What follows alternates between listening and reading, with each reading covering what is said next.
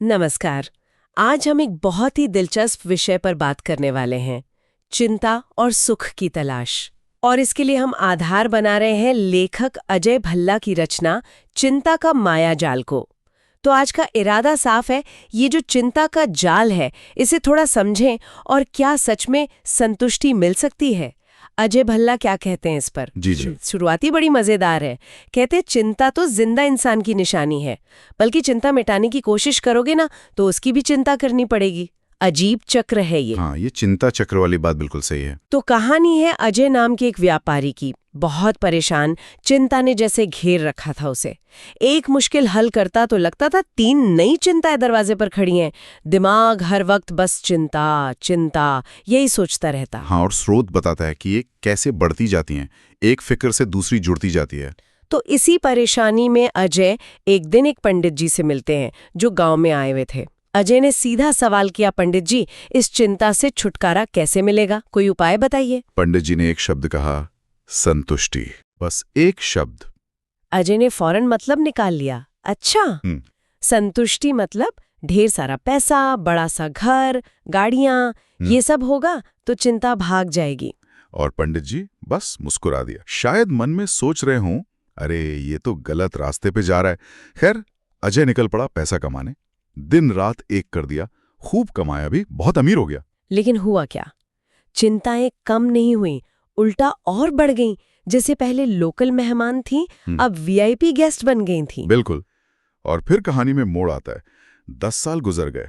वही पंडित जी एक दिन भिक्षा मांगते हुए अजय के आलीशान बंगले पर पहुंच गए। अजय ने पंडित जी को देखा, पहचान लिया और बस उनके पैरों में गिर पड़ा। कहने लगा, गुरुदेव, सब कुछ पा लिया मैंने, पैसा, शोहरत, बड़ा घर, पर संतुष्टि वो तो कोसों दूर है।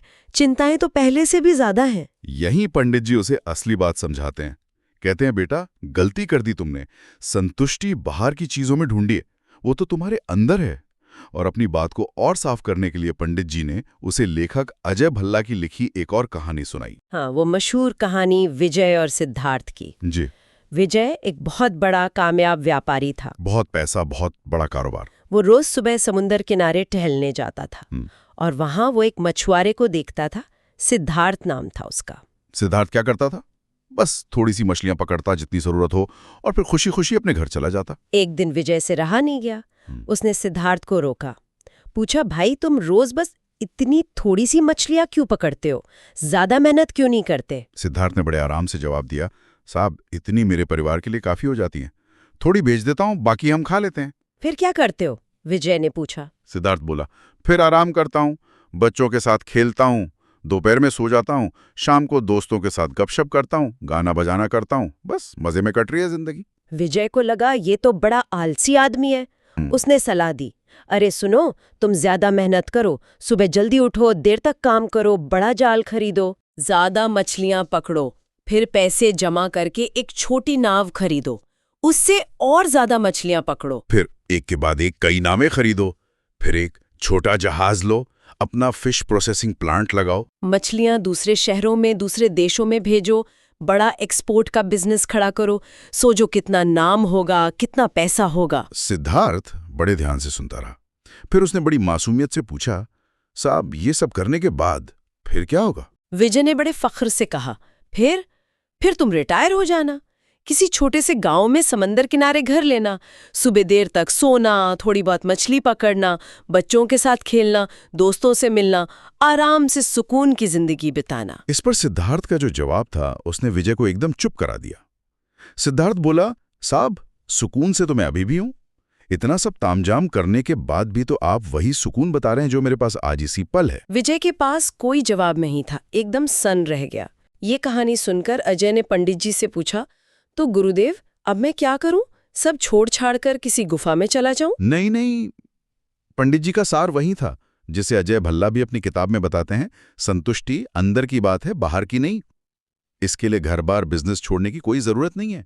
अपनी जिम्मेदारियां निभाते रहो। बस करना ये है कि रोज थोड़ा सा समय निकालो अपने लिए, अपने अंदर झांकने के लिए। चाहे उसे ध्यान कह लो, सिमरन कह लो, या मेडिटेशन। मतलब बस अपने विचारों को देखो, उनसे उलझो मत, उन्हें आने जाने दो। मन को शांत करने का अभ्यास करो। अजय ने फिर एक सवाल किया, लेकिन पंडित जी मेरी पत्नी बीमार है, उसकी चिंता कैसे न करूं? हाँ, ये बहुत वाजिब सवाल है।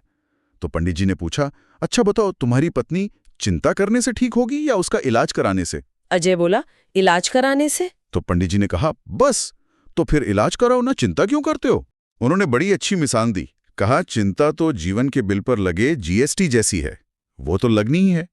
तुम कर्म करोगे तब भी, नहीं करोगे तब भी। वाह, क्या बात कही है। जीएसटी जैसी।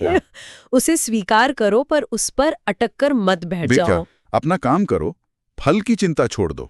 जैसा गीता में भी कहा है, बाहर की दुनिया में कितना भी घूम लो, मन खाली रह सकता है, पर जैसा अजय भल्ला कहते हैं, अंदर की तरफ उठाया गया एक छोटा सा कदम भी सुकून दे सकता है, हल्कापन महसूस करा सकता है। बस अपने विचारों के पैटर्न को पहचानना शुरू करना है।